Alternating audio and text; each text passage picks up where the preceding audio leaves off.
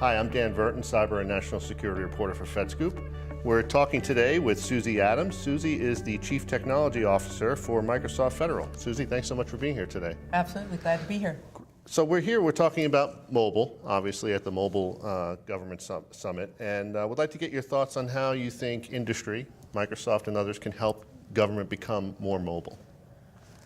I think that the easiest way the industry can help government become more mobile is by sharing kind of the best practices for how we ourselves are mobile today. I mean, obviously, we've been having to go through how do we allow people to access sensitive data from outside the firewalls on a variety of different devices in a variety of different locations worldwide for years now.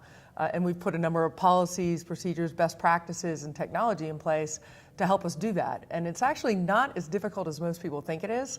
And I think what industry can probably help government most or best understand is how did we do it? What were some of the pitfalls that we went through and some of the mistakes we made during the early adoption phases, and how can they avoid them? Are there areas in government today where you're seeing a greater adoption? Obviously in the adoption, yes, I think the answer to that is yes. Obviously in the adoption of different types of devices, there's so many different devices that are out there today. I think everybody wants the latest and greatest gadget that's out there.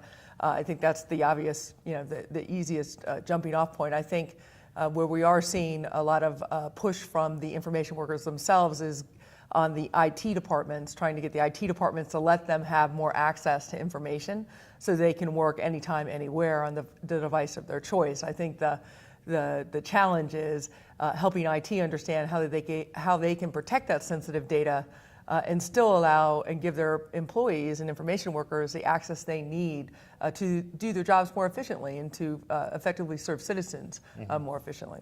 What mobile trend in government would you characterize as being most disruptive today? I think the most disruptive is the protection of the data itself and allowing people to gain access to information that they would have typically had to go to work for.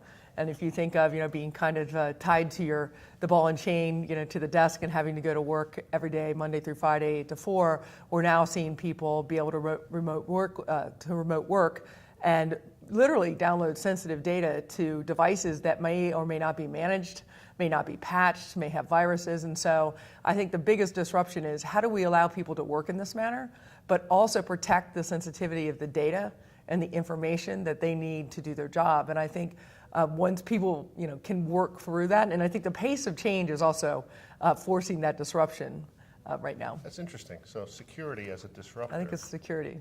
That's great. So what do you think the future mobile government would look like? Assuming the adoption trends continue. That's a really tough question to answer because I think if you just, again, going back to the pace of change, it's hard to say what mobility just in general, what the mobile workforce will look like in the next 3 to 5 years. I mean, 5 years ago, I wouldn't have guessed that we'd be where we're at today. And I think that, it's going to be very hard to predict. But I do think that it's going to more closely mirror how industry works mobily today.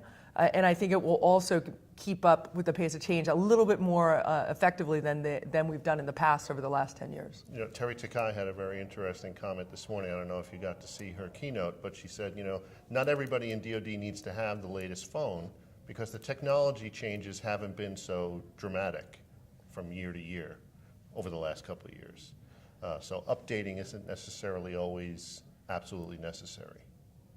I think it really depends on what I completely agree that not everybody needs the same level of device. And I think we were so used to looking at one size shoe fits all across the board. And I think now what we're doing is looking at categories of information workers, and based on what their role is, what their responsibilities are, the type of data they need access to, we're starting to look at the devices that make most sense for that particular job role. And I think that is the right way to look at it. And so there might be some, information workers that literally can work with just, basic email, text messaging, and never really need remote access, whereas others may need a complete remote desktop. And so I think it is kind of not a one-size-shoe-fits-all, which is, I'm guessing, where Terry was leading to. Great. Well, Susie, thanks so much for being here today. I appreciate it. Absolutely. Thank you for inviting me.